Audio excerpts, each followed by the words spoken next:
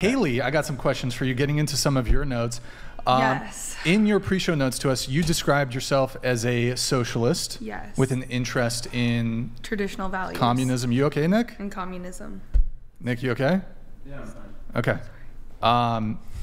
You said, okay, sorry, go ahead. You said interest in communism? Communism, but also like some traditional values. Communism? Yeah. Oh, come on. Or no, well, no. Well, you said, okay, so. Well, I don't, that's why I say socialist, because I'm still like doing my deep dive into communism. But I think if communism worked how it was actually supposed to work and not how like we've had the Red Scare and how people in history have painted out communism to be, then yeah, I think communism would be a great concept if we could do it properly. A stateless society? To a degree, it's just everyone helping everyone having homes, everybody being able to like have some kind of food, water, shelter, clothes. Like, I feel like the recklessness that you've been kind of referring to is part of it is like people like stealing not because they want to steal and because they want to be reckless, but they want to resell the stolen merch so that they could buy their baby diapers or afford formula. And so I agree to a degree some of the reckless behavior is going up, but I think also part of that is there's people that do want monogamous, the nuclear family thing, but we can't afford it in this economy the way like inflation's going. It's like there was an article that was like, millennials don't want this, they want to downsize, they want this.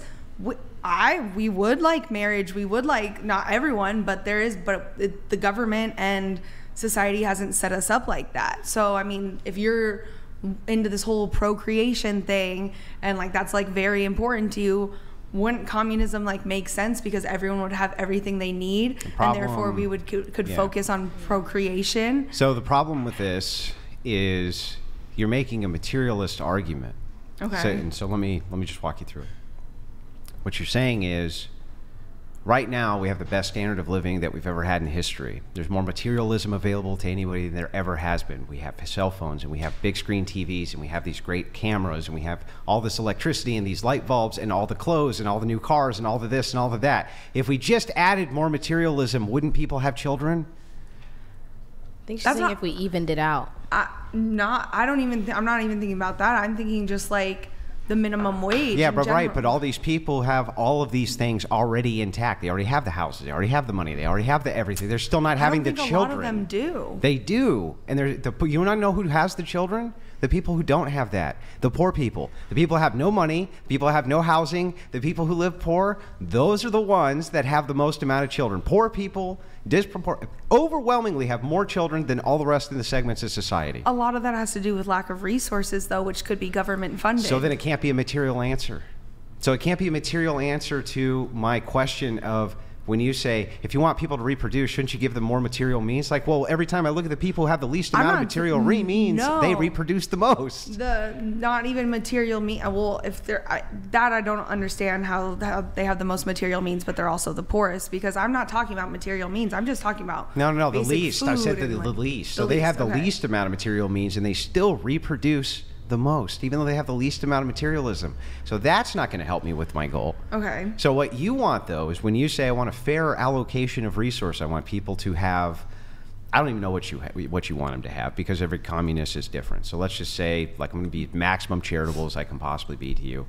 Everyone gets a house, okay? Like, I don't know, a starter home. I'm guessing you don't want everybody to have a mansion, right? No, everyone, basic house. Everyone has enough house for all their kids. And they have basic things being taken care of for them, right?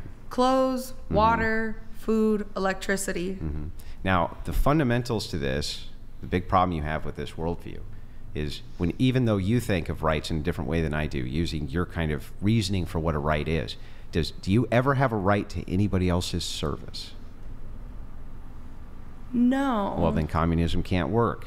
And free healthcare can't work. And none of those things can work because you're saying you don't have a right to the services of others. I could understand that. And recently, though, I was reading about this village in Italy, and it's a communist village, and around roughly only 30% of them choose to work, and the other 70% just live their lives.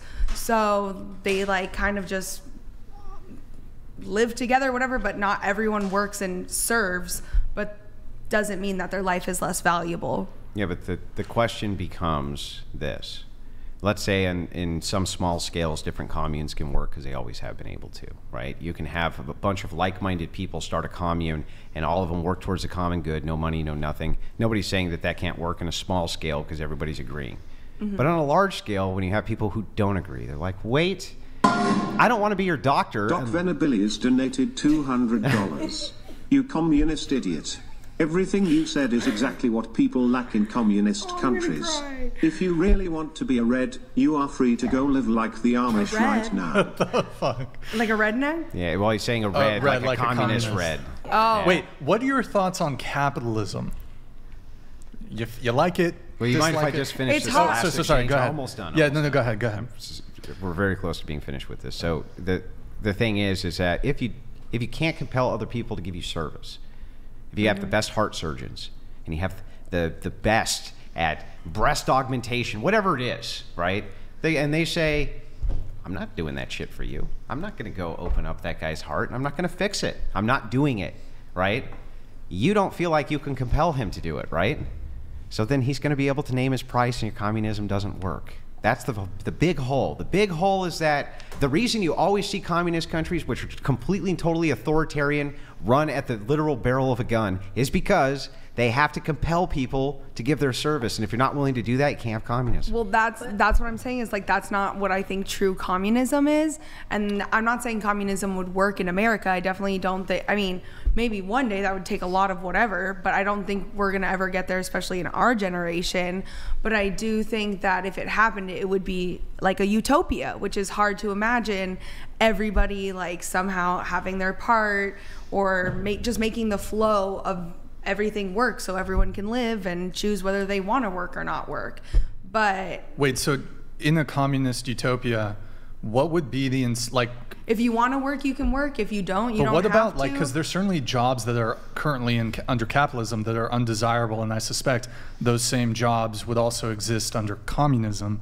Like there's some jobs that suck, right? That are dangerous. Wants to go do the sewer work, in other words, in your communist utopia. I mean, people get up and do it. They do it now because they get paid a lot of money. They have a higher incentive than other people who do other industries because like, they're doing a horrible job and get paid a lot for it.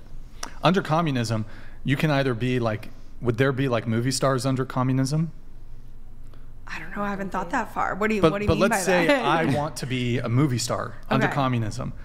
But there's also a job that requires men to go into the sewers or you know, be line workers, go into below freezing storms. Go be a movie star. But wouldn't everybody want to be a movie star versus having an undesirable job? Even for a hypothetical situation like this, I feel like that's more like exaggerated because at some point people there wouldn't all just be movie stars.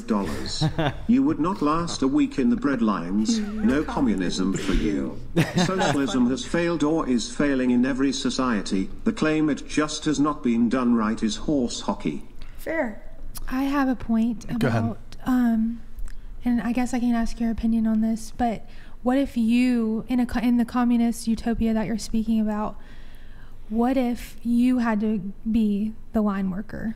Like, I think that's where it kind of falls apart, right? Because nobody would choose to do that. I'm personally like a but good it's sport. required. So if it's like if it's kind of like one of those dies for 1,000, then I personally am probably one of those people that would be like, yeah, I can do it. Do you see what I'm saying? Like, that's like Mao. But that's right? a very rare thing. So Mao goes and he says, says, I'm saying there's more people that's got to exist like me. He says this country eventually really needs trenches dug in a big way. It needs some infrastructure work. We have too many of those academics. We don't need them anymore. So all those people who wanted to be academics and were academics, they were the really smart people, he made them dig ditches.